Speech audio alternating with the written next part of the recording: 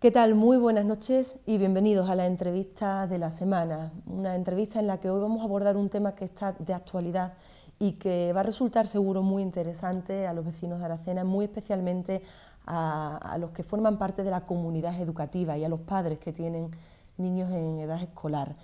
Vamos a abordar un tema que no es nuevo, que es un tema de toda la vida. Es el acoso escolar, pero sí que es un tema que, aunque no es nuevo, pues ahora parece que capta la atención de todos y ahora empieza a tomarse conciencia de que es un problema que hay que abordar en edades tempranas y que no se puede dejar pasar. No hay nada de cosa de niños. El acoso escolar es algo muy serio que puede tener unas consecuencias muy graves en nuestros niños cuando sean adultos y, por consecuencia, en nuestra forma de relacionarnos en sociedad. Bueno, sin enrollarnos mucho con la presentación, sí me gustaría avanzarles que este tema en Telearacena queremos abordarlo de una forma especial. Queremos dedicarle varios capítulos, varias entrevistas con las distintas partes o los distintos miembros de la comunidad educativa de Aracena que están tomando cartas en el asunto y que están afrontando este problema pues en nuestros centros.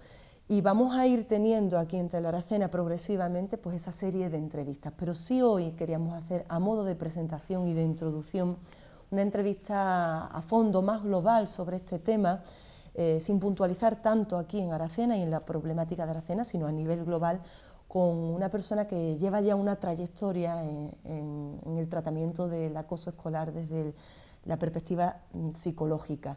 Es una antigua amiga de esta casa, colaboradora, ha estado muchos años participando con nosotros en una serie de programas sobre psicología en la que creo recordar que ya hemos tratado también algo sobre este tema, aunque bueno, es increíble cómo este tema pues ha estado un poco apartado, ¿no? Y ahora pues por fin toma el protagonismo que tiene que tomar, por fin y por desgracia también.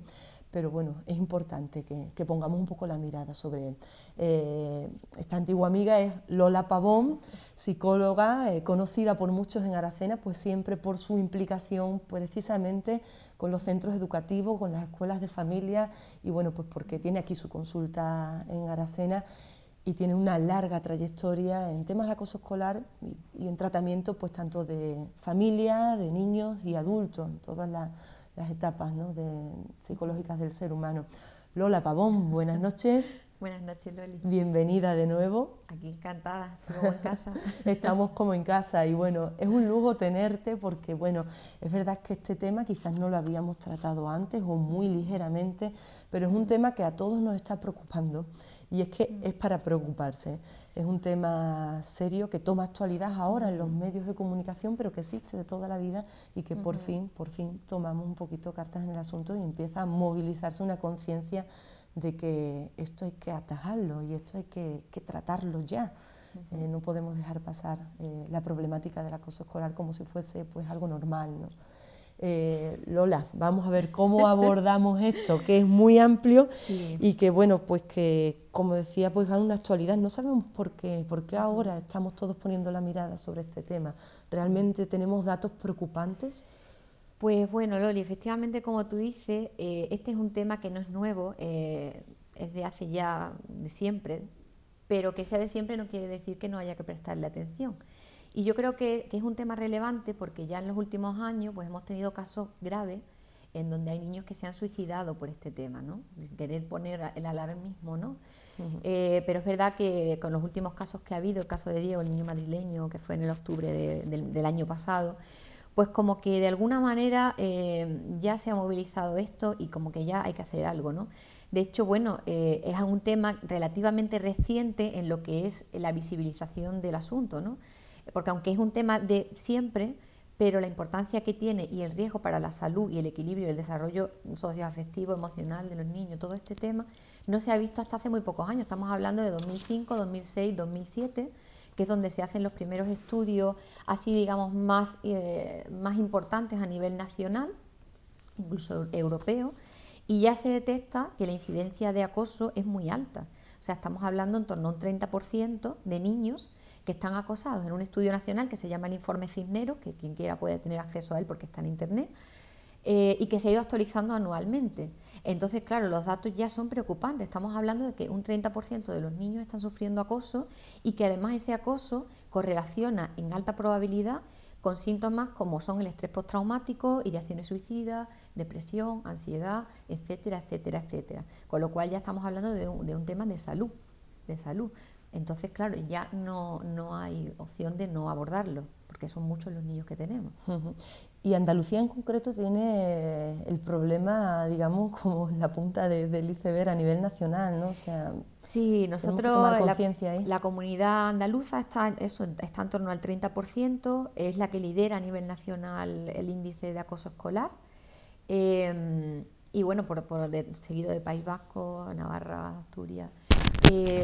Entonces, bueno, yo creo que tenemos que prestarle atención porque bueno, es relevante, ¿no?, que está pasando que esto sucede así. También hay que tener en cuenta que muchas veces los modelos que estamos ahora, los modelos donde la competitividad es muy importante, modelos donde a veces la chulería, las relaciones de dominio-sumisión se consideran exitosas, ¿no?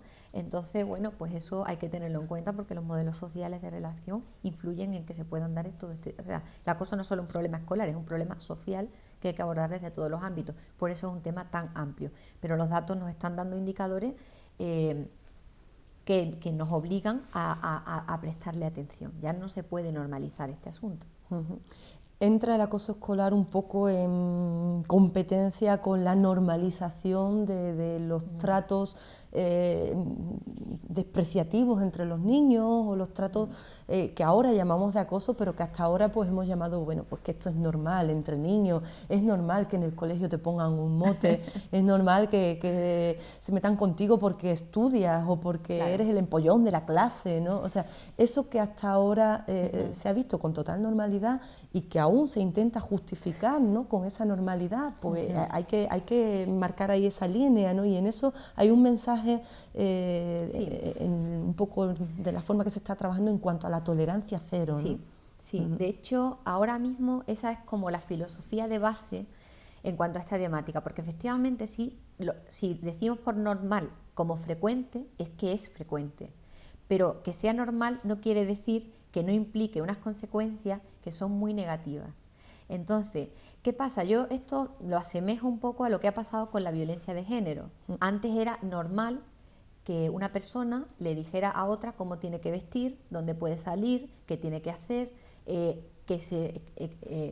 que hubiera relaciones de dominio donde hay una diferencia de poder, ¿no? Y uno es inferior al otro y está sometido al otro. Eso era normal por frecuente, pero que sea normal no quiere decir que no sea perjudicial. Entonces, ahora mismo yo creo que es importante tener este mensaje de tolerancia cero, es decir, cualquier forma de violencia, sea cual sea, es un fracaso, es un fracaso. Entonces, la sociedad, ¿no? Y más si estamos hablando de menores, por lo tanto, yo creo que es muy importante visibilizar, denunciar este asunto y sensibilizar a la población.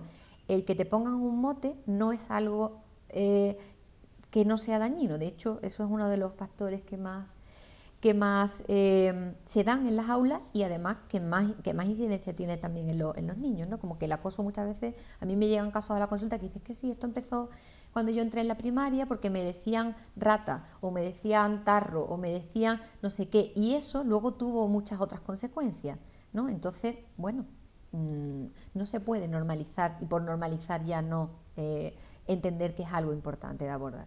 Tolerancia cero y intervención. ¿En quién está un poco el detectarlo y cómo lo detectamos? O sea, ¿cómo podemos saber dónde está la línea que divide pues la broma o, bueno, del acoso, ¿no? La broma, por llamarlo broma, que claro, al que recibe la broma de un mote ninguna broma le hace, ¿no? Claro. Aquí yo creo que, a ver, es que hay que diferenciar como dos términos que se han estado barajando, ¿no? Porque definiciones de acoso, violencia, hay muchas, pero yo creo que hay que ver un poco la definición de acoso escolar y también la ampliación del concepto a acoso y violencia escolar. Es decir, porque claro, el acoso escolar tiene unas implicaciones donde se activa un protocolo de intervención y demás. La violencia escolar no siempre tiene que ser un acoso, pero ya en sí son agresiones en las que hay que intervenir. Entonces yo creo que lo primero es ver que esto, no porque sea una agresión puntual, deja de ser importante, pero a lo mejor es verdad que no va a ser un acoso. El acoso, de hecho, se define porque ese tipo de agresiones pues perduran en el tiempo, tienen una continuidad. Además, hay un desequilibrio de poder, como antes hemos dicho, y además suelen ser de muchos tipos y muchas formas, tanto físicas como psicológicas, que esto también es importante. Muchas veces creemos que el acoso solo es a aquellos niños que pegan palizas, que roban, como la parte más física, que empujan, que intimidan así de una forma más físico, ¿no? Creemos que solo es eso, pero es que resulta que el 90% de los casos de acoso escolar se centran en violencia psicológica, es decir, esta violencia invisible que pasa desapercibida y que es muy difícil de detectar. Entonces, hay que estar muy atentos para detectar esto. También es verdad que normalmente eso suele pasar invisible porque se da en presencia, o sea, cuando no están los adultos, en los pasillos, cuando el profesor sale de clase, en los baños, en el recreo cuando no hay nadie, cuando vamos a una excursión que te ponen la zancadilla y nadie te ve, se da en sitios donde no es visible. Entonces, hay que estar muy atento a cualquier cambio que se produzca en los niños. Si vemos que ese niño está siendo sometido a broma, a burla, a cierto aislamiento, tenemos que estar atentos para ver si hay algún cambio en él, pues eso, como que tiene rechazo a ir al cole, como que hay cambios en el humor de ese niño, como ansiedad, irritabilidad, vemos que está como con miedo, con pesadillas, con todo este tipo, también si somatiza, dolores de cabeza, problemas del intestino, si el niño empieza como a tener tic, está nervioso, todo este tipo de indicadores pueden hacer que nosotros detectemos que está pasando algo. Entonces, y también es importante eso, entender que no solamente son las agresiones físicas, sino que es que hay otro tipo de hostigamiento que no es físico, pero que tiene la misma repercusión o más, casi que te den un empujón. ¿Y quiénes pueden detectar el acoso escolar? Porque muchas veces cargamos un poco la responsabilidad del acoso escolar o de la no detección de estos casos pues en los profesores o en los compañeros. Decimos, bueno, están los compañeros que son observadores pasivos, ¿no?, de esto. O sea, sobre quién podemos un poco no cargar responsabilidades, sino poner el toque de atención de decir, tú que lo estás viendo, cómo tienes que actuar, cómo, o sea... Sí, yo creo que la responsabilidad es de todos. Principalmente es cierto que los profesores, los docentes son los que están en el aula con los niños y pueden ir detectando. Pero como os digo, normalmente cuando se detecta ya un caso de acoso es porque ya, digamos que el caso está muy avanzado. Cuando se detecta un caso de acoso se activan protocolos, ya el caso lleva años de duración. A lo mejor el niño lleva 3 o 4 años sufriendo pues esta agresión continua, ¿no? Entonces hay que estar atento a un poco el clima de convivencia que tiene en el aula. Después es muy fácil detectarlo, si no sé, porque como esto pasa desapercibido, pues a lo mejor realizando, hay unas estrategias que son los sociogramas o unos test específicos de incidencia de acoso escolar que son anónimos, que los rellenan los niños desde primero de primaria hasta el bachillerato y se pueden pasar anualmente en el aula. Eso se tarda en pasar muy poquito tiempo y a lo mejor ahí, sin que los niños tengan que hacer nada, pues ya podemos tener una detección temprana, que esto es fundamental en el acoso, una detección temprana, porque luego intervenir cuesta más trabajo, porque bueno, hay falta de recursos, no hay personal suficiente. Entonces la detección temprana yo creo que es fundamental. Y luego es verdad que están los niños, digamos que en el acoso hay un triángulo que es víctima, acosador, observadores, ¿no? Y los observadores, normalmente ellos sí que son muy conocedores de la situación. No hay clase a la que tú no le preguntes a los niños y si se les da un espacio de seguridad y confidencialidad, los niños te cuentan lo que está pasando. ¿Qué pasa? Que estos observadores normalmente tienen miedo a ser ellos el objeto de víctima, ¿no? O miedo a que el acosador los empiece a hacer a ellos, o no tienen recursos, o se alían con el acosador porque tienen la necesidad de pertenecer de pertenecer a un grupo, de ser aceptados. Entonces como que nos contagiamos de esta cosa de, bueno, que otro se ocupe, y al final esos niños quedan solos. Entonces, bueno, quizá sobre los niños no se puede cargar la responsabilidad de la detección, pero sí que a lo mejor tenemos que preguntarles, abrirles los espacios y luego a las familias estar un poco atentos a lo que está pasando. No minimizar nunca cuando un niño nos plantea que ha sido víctima de alguna agresión. Es decir, tenemos que ver qué está pasando ahí, por lo menos investigar un poco y ofrecerles un contexto de seguridad para que lo puedan hacer, pero tenemos que estar atentos todos, porque es algo que cualquiera en cualquier momento puede detectar y hay que intervenir. No nos podemos quedar parado ante una cosa así. Quizás en la relación con los padres sea clave la comunicación y la confianza, ¿no?, que se le pueda dar a los niños, porque cuando un niño que además está sufriendo un acoso se bloquea ante todos, también ante sus padres, ¿no? No comunica, no cuenta, eso agrava. Sí, es muy difícil. De hecho, yo tengo niños que cuando vienen a consulta, muchas veces ellos no le han contado a su familia todo lo que le ha pasado. Los niños vienen por problemas de ansiedad, por problemas de depresión, porque no tienen rendimiento escolar, porque están empezando a mentir, o porque tienen tic, o porque vienen por muchas cosas. Y de repente, debajo de eso hay un problema de acoso escolar o de violencia escolar. Y muchas veces los niños no lo han contado porque piensan que nadie les va a escuchar, porque piensan que les van a castigar incluso si lo cuentan, porque muchos niños piensan que es su culpa. Esto es una de las cosas que les pasa a las víctimas, que piensan que es que algo tendré yo malo en mí, que yo genero esto. Y también los padres pueden pensar que es su culpa. Y también a veces los padres, cuando ven que los niños presentan esto, cuando el niño se lo cuentan, como que se bloquean a la hora de intervenir porque piensan, estaré fallando, ¿qué he hecho yo para que mi hijo haga esto? ¿Será que no lo estoy educando bien? ¿Será que es que no le estoy dando las habilidades necesarias? ¿Me van a señalar a mí como que yo no estoy haciendo? Entonces, claro, ahí hay unos bloqueos que impiden, porque hay una estigmatización también de este niño es que a lo mejor es muy sensible, es que a lo mejor exagera mucho, es que esta familia a lo mejor son muy exagerados. Hay que abordar el tema entendiendo que esto no es una exageración y que si lo es, pues ojalá fuera una exageración, pero es que ante cualquier mínima agresión hay que intervenir, es que da igual.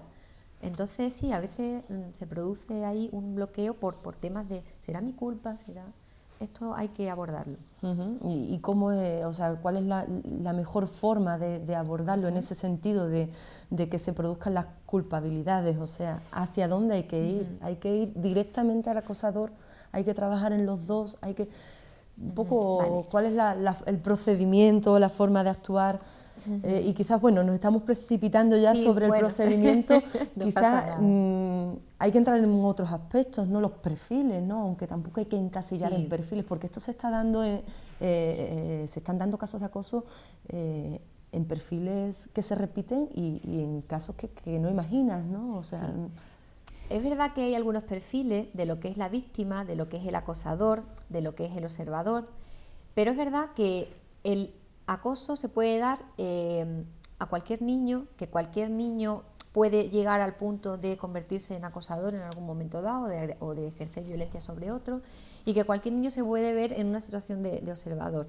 Sí es verdad, a mí es que no me gusta mucho hablar de perfiles porque ahora mismo el acoso se está dando en todo. Yo tengo niños de muchos perfiles distintos y no me gustaría encasillar, igual que las víctimas de violencia de género, las mujeres, pues tampoco ya se está definiendo un perfil y cuando más se investiga se ve que no hay un perfil definido. Lo que sí quizá en los niños de víctimas hay una cosa que sí destaca, ¿no? Y es su dificultad para poner un límite, para decir que no. Entonces son niños que, bueno, que a lo mejor tienen como que les cuesta, quizá por exceso de empatía, porque justifican al otro, porque creen que es su culpa, que puede ser y también que destacan o tienen alguna diferencia por el motivo que sea, bien porque son más listos, porque están más gorditos, porque están más delgados, porque tienen gafas, porque tienen hoy un chaleco que es fosforito, porque es decir, algo que en ese una discapacidad, algo que en ese momento destaca, ¿no? Entonces eso a veces se asocia más a las víctimas. A los acosadores también se asocia más, pues esos son niños con una capacidad como más de liderazgo, que suelen vincularse en modelos de relaciones donde hay dominio-sumisión, donde ellos suelen dominar. Va un poco por ahí, ¿no? También a veces están insertos en conflictos familias que están pasando por un conflicto familiar, divorcio, problemas de consumo de drogas, alcohol, transiciones complicadas, cambios de casa, es decir, que los niños están en un momento donde tienen alta irritabilidad y entonces ahí descargan. Pero no siempre, no siempre. Entonces, y los observadores, pues bueno, son niños que están ahí un poco que no se quieren implicar, pero no siempre existen estos perfiles. Entonces yo creo que más allá del perfil es ver qué está pasando con los niños, ¿no? Y ver si mi hijo puede ser un acosador, pues abordarlo, porque ese niño también necesita una intervención. Y si mi hijo está siendo víctima, pues abordarlo porque va a requerir mucha intervención, ¿no? Pero no encajarnos en perfiles, sino ver un poco qué está sucediendo en cada caso. Se une, Lola, quizás también a la dificultad de detectar el problema, el hecho de que, bueno, de que no todo el acoso escolar se produce en las aulas o en el entorno del centro, ¿no? Que hay, y más en un entorno como este, que es un entorno rural, donde los niños salen libremente a jugar a la calle. Eso complica aún más en el sentido de que, bueno, Claro. se puede continuar el acoso fuera del colegio, ¿no? Claro, sí, me alegra de que me hagas esa pregunta porque ya se me iba pasando y efectivamente muchas veces lo que pasa es que parte de este acoso, de esta violencia, se genera fuera de las aulas, ahora además más con el tema de las nuevas tecnologías. Es decir, estamos hablando ya de lo que se llama el ciberacoso.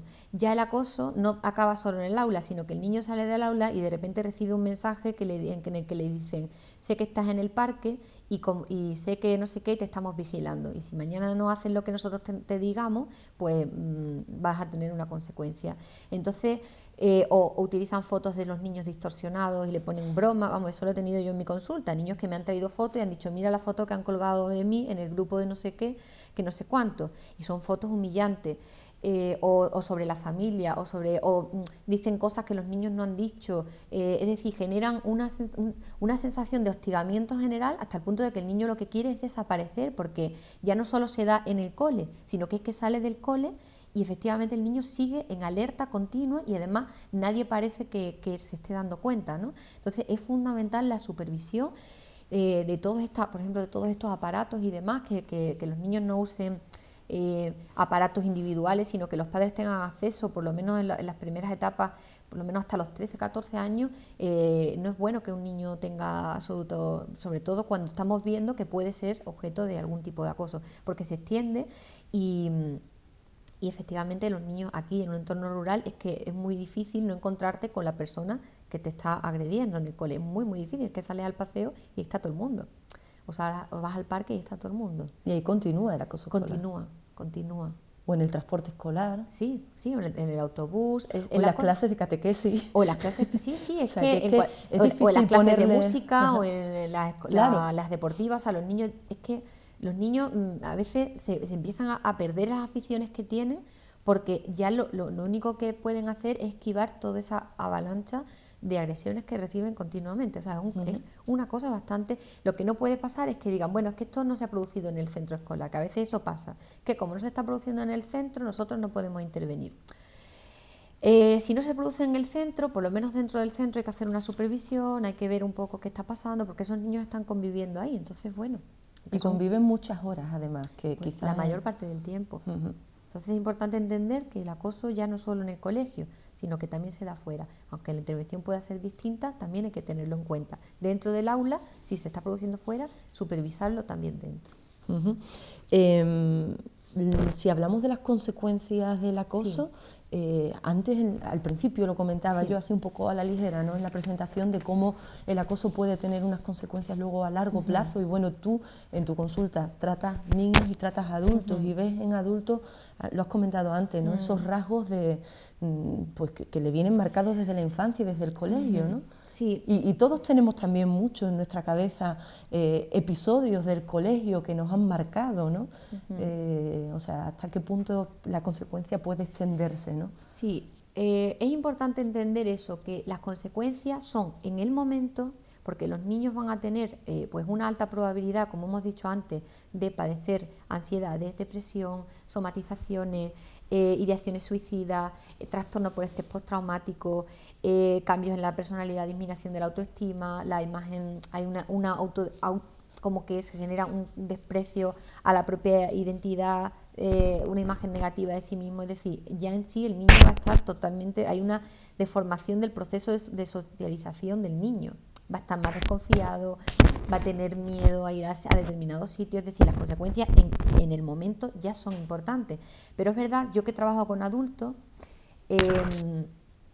que veo que luego no hay ningún caso de acoso de adulto que haya sufrido acoso escolar en el que no haya ciertos restitos, ya no vamos a decir sintomatología, pero ciertos restitos de ese estrés postraumático que supuso esa convivencia. Y luego son adultos pues que van a tender a desconfiar, van a tender a tener dificultad de mostrarse a sí mismos, suelen ser más tímidos, suelen tener dificultades cuando se insertan en un grupo, en sus propias relaciones de pareja, porque claro, han estado vejados durante mucho tiempo, ¿no? Entonces, bueno, la ayuda pues pues es importante para que eso, porque es verdad que luego la intervención con los niños, cuando se interviene, cuando me traen un caso de un niño de acoso a consulta, los niños se reparan pronto, pero necesitan esa ayuda. Un niño por sí solo es difícil que repare todo esto, entonces es importante que se atienda.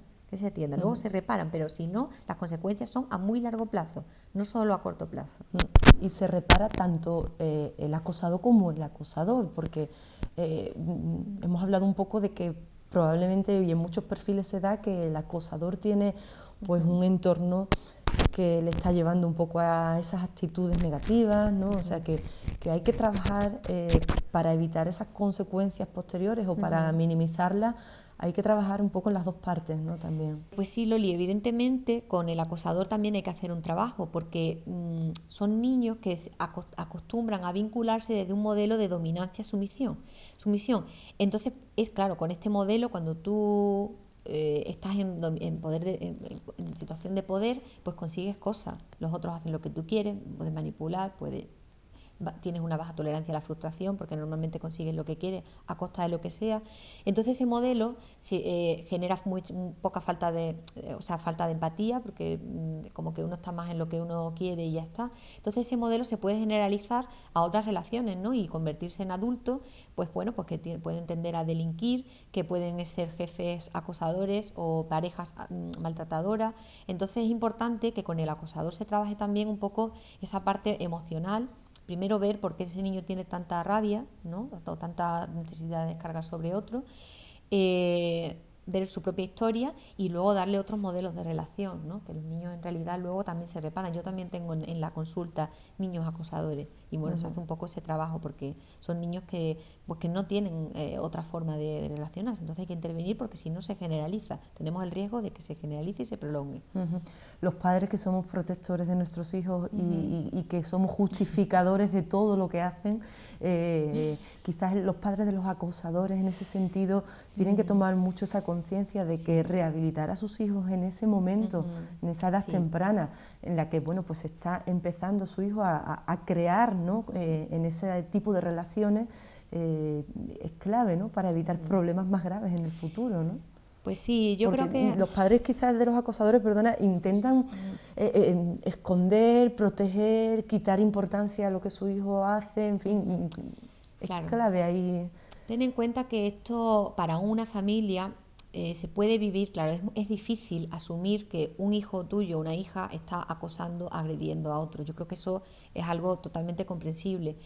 Pero tenemos que ir un poco más allá, ¿no? Estamos hablando de un problema que tiene unas consecuencias importantes. Estamos hablando de que ese niño está teniendo una dificultad de relación, que si no se interviene en el momento puede tener muchos problemas en el futuro. Yo no creo que ningún padre, ninguna madre quiera eso para su hijo o su hija. Entonces creo que hay que ir más allá y no vivirlo como si fuera un fracaso o como si fuera culpa suya, incluso aunque la familia esté pasando por momentos de dificultad, que muchas veces lo que le pasa a la familia es que asumir que su hijo es un acosador implica asumir que están viviendo una situación difícil. Yo creo que cuando hay una dificultad lo mejor es reconocer el problema y abordarlo, porque afortunadamente hay recursos con los que se puede abordar y los beneficios son muy importantes si se interviene bien. Entonces hay que ir un poco más allá de la vivencia, pero claro, para eso también es importante que desde los centros educativos, que desde las entidades, a esas familias se les dé una cobertura desde la comprensión y desde el apoyo, aunque sea difícil entender no desde el rechazo, ¿no? No desde el rechazo. Tenemos que tener en cuenta que esto es producto de una historia y que esa historia, por muy rechazable que sea, hay que intervenirla. Entonces, desde ahí yo creo que es importante abordarlo, no dejarlo desde rechazo, tú no, porque tú eres el que está haciendo esta agresión. No, ese niño o esa familia también necesita ayuda. ¿Cómo hay que proceder, Mariloli? ¿Cuál es la forma de actuar una vez que se detecta? Ya hemos hablado de cómo detectar o un poco qué pistas podemos tener a la hora de detectar un caso de acoso. Sí. Imagino que a partir de ahí hay un procedimiento, ¿no? Sí, actualmente la legislación vigente y nuestra comunidad autónoma establece que hay protocolos de intervención, protocolos de acoso escolar, ¿no? Que se activan en los centros. A veces no es necesario llegar a eso porque se interviene si se detecta tempranamente con una intervención adecuada, no llega a ningún caso. Pero ante cualquier notificación que la familia tenga o ante cualquier visibilización que se dé por parte del niño, por parte de alguno de los observadores, por parte de algún tutor, cualquiera que lo detecte, primero hay que informar al tutor o la tutora. Él es el que está, digamos, en primera línea de recibir esa información o de comunicarla, ¿no? El tutor o al orientador o al equipo directivo, ¿vale? Son como las tres vías y además es como el triángulo, igual que un triángulo de la cosa y un triángulo de intervención, que es tutor dentro del centro educativo, orientador, dirección, ¿no? Entonces el tutor se encarga de comunicar orientación y tutor a dirección, ¿no? Si a través del tutor no se ha llegado por lo que sea, porque a veces es difícil coger una cita, lo que sea, pues se puede hacer directamente a orientación o a dirección. La cosa es que se notifique. Y una vez que se notifica, pues ya se empieza la intervención. Hay que hacer como una investigación y demás para ver qué está pasando, recabar información.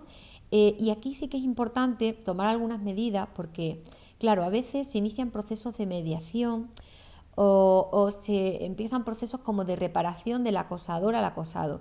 Esto está muy bien si es oportuno en el caso, pero es verdad que en algunos casos tenemos que tener en cuenta que cuando se hace una mediación, la mediación está hecha cuando estamos en igualdad de posiciones. Pero si yo estoy en dominancia y tú estás en inferioridad, la mediación puede suponer una revictimización para ti. Porque te vas a exponer a mí, que yo estoy aquí y yo ahora sí, yo te pido perdón, pero te lo pido de una forma artificial porque me quiero librar de no sé qué cosa, pero en realidad cuando yo salga de aquí te voy a decir, oye, no sé qué, no sé cuánto. Entonces esos procesos hay que hacerlos con cautela, analizando muy bien el caso y sobre todo a veces al inicio manteniendo, o sea, es muy importante que la confidencialidad y la protección a la víctima o al que ha contado el asunto sea máxima, que no se enfrenten víctima y acosador de lleno. Eso es fundamental, por lo menos al principio, hasta que no se haya hecho un trabajo donde el acosador realmente asuma, donde la víctima se sienta preparada, es decir, pero sí hay que notificar al centro y que se activen estos protocolos. Las familias tienen que saber que existe esto, que legalmente está determinado y los centros tienen la obligación de hacerlo así. Porque aquí quizás lo más difícil, bueno, tiene una parte de dificultad y otra de facilidad. Has hablado de la reparación, que en los niños es más rápido, pero también es difícil que un niño tome conciencia de su acoso, que un niño asuma el porqué, ¿no? O sea, lo que son las estructuras cerebrales de los niños dificultan mucho, ¿no? Porque bueno, un adulto pues asume y lo afronta y a veces tampoco. A veces tampoco. Pero es verdad que sí. Esto, o sea, la dificultad es que estamos hablando de niños y de Sí. niños muy pequeños, Sí. porque se están dando acosos en edades tempranas, en primer ciclo de primaria, ¿no? Pues sí, en torno al 40% del acoso que se da en primero, segundo, tercero de primaria. Es decir, que el acoso empieza desde muy temprano. O sea, no es una cosa de adolescentes que mucha gente dice, bueno, es que el instituto tengo un miedo. Bueno, no tengas tanto miedo al instituto porque a lo mejor tu hijo ya lleva sufriendo esto desde primaria, ¿no? Pero bueno, lo que me decías era que los niños no se dan cuenta. Sí, efectivamente hay niños que no son... Primero, los acosadores muchas veces no saben que son acosadores. Eso es lo primero. Ellos simplemente, pues nada, dominan, no sé qué, pero no se dan cuenta muchas veces de las implicaciones que tiene eso. Porque la capacidad de empatía se va desarrollando con los años.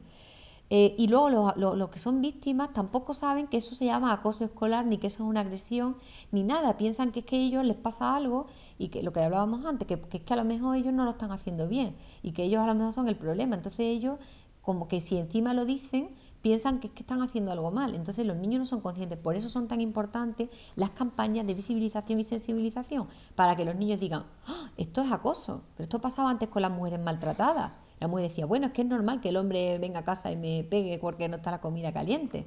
Pues no, eso no es normal. Es frecuente a lo mejor, pero eso es violencia de género. Entonces tenemos que visibilizar para que los niños sepan que, yo soy víctima, yo que soy un acosador y esto tiene unas consecuencias.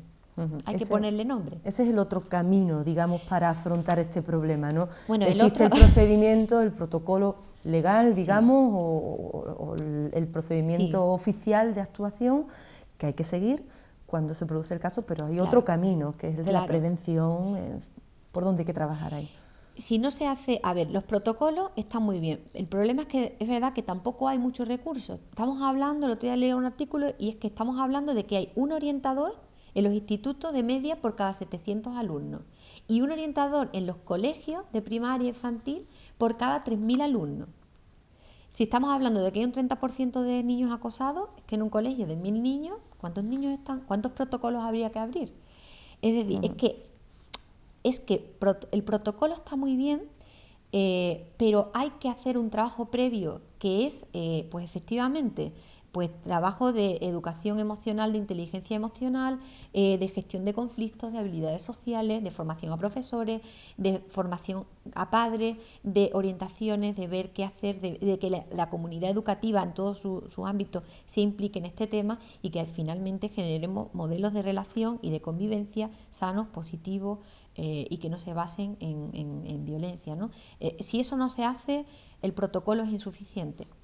De hecho, bueno, ahora ya, en este enero de 2016, tras los últimos casos graves de suicidios y demás, pues ya se ha firmado en el Ministerio un plan estratégico de convivencia escolar, ¿no? En el que se van a hacer ya unas medidas, bueno, del famoso teléfono este que han puesto, el teléfono de atención al menor acosado, ¿no? Algo así.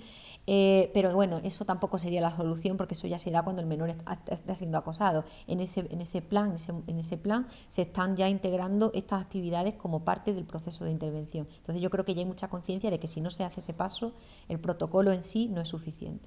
La formación al profesorado también en este campo, ¿no? También los profesores se verán un poco impotentes al no saber cómo afrontar esto, ¿no?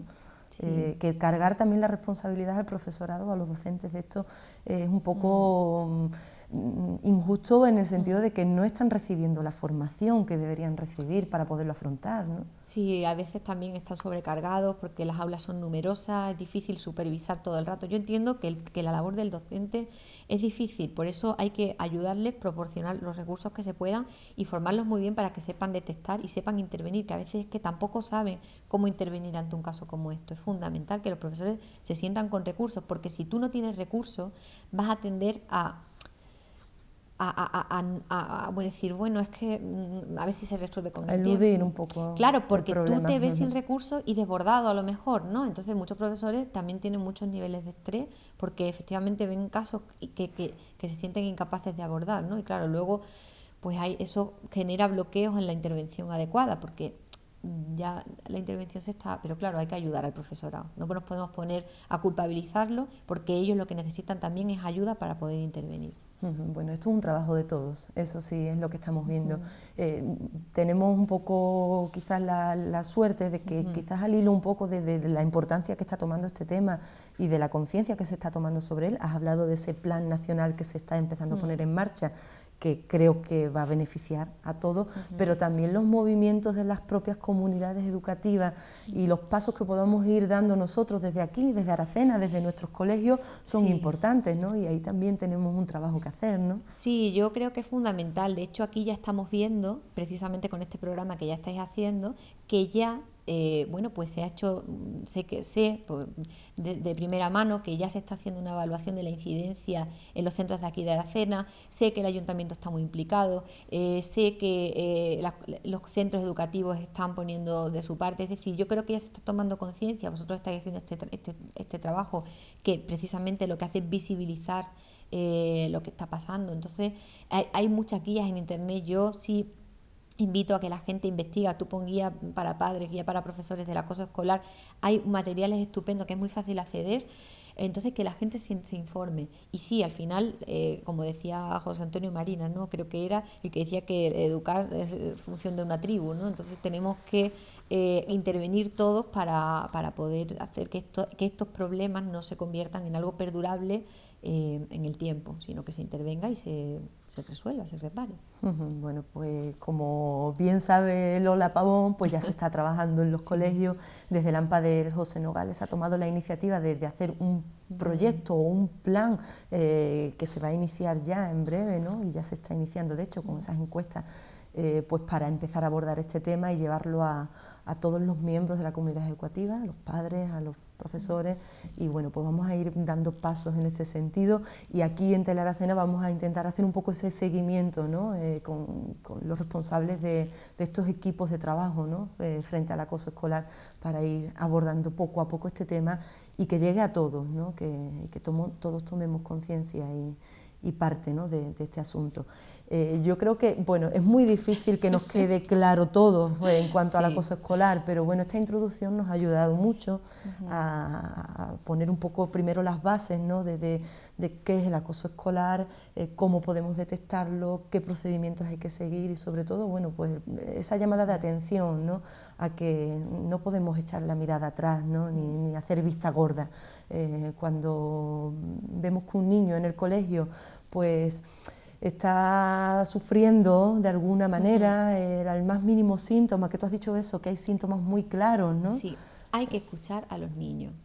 No se puede decir no pasa nada, eso no, ya lo resolverás, porque sí pasa y no lo pueden resolver. Un niño cuando se queja es porque no lo puede resolver.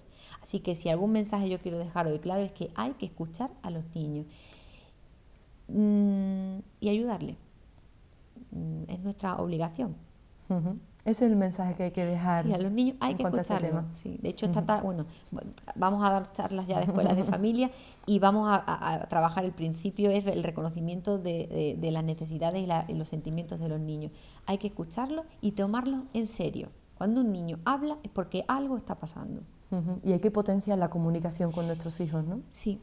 Sí, pero desde la escucha, no desde, bueno, ya lo resolverás, no pasa nada, ya tendrás otros amigos, ya tú... hay que escucharlos de verdad. Y después de escucharlos, le decimos lo que sea, pero que ellos puedan hablar. Bueno, pues Lola Pavón, esperamos poder tenerte en otras ocasiones aquí y más al hilo de este tema que queremos tratar a fondo. Y bueno, pues es un placer. Tienen muchísima documentación, tenemos para muchos programas sobre este tema y además, bueno, esto es una realidad que además va a ir evolucionando y a medida que se vaya tratando iremos conociendo datos nuevos y va a ir evolucionando seguro. Pues muchísimas gracias por dedicarnos tu tiempo a vosotros y tu experiencia en este tema y bueno, esperemos que haya sido útil, ¿no? Y que bueno, pues a muchos pueda ayudar un poco las nociones que nuestra psicóloga particular nos ha dado hoy aquí en esta entrevista. Ánimos para trabajar sobre el acoso escolar, que bueno, que yo creo que ahí tenéis un trabajo importante los psicólogos. Es un reto, pero muy satisfactorio, así que hay que seguir con ello. Muchas gracias a vosotros por invitarme. Pues nada, bienvenida. Gracias también a todos los que desde su casa nos han seguido en esta entrevista.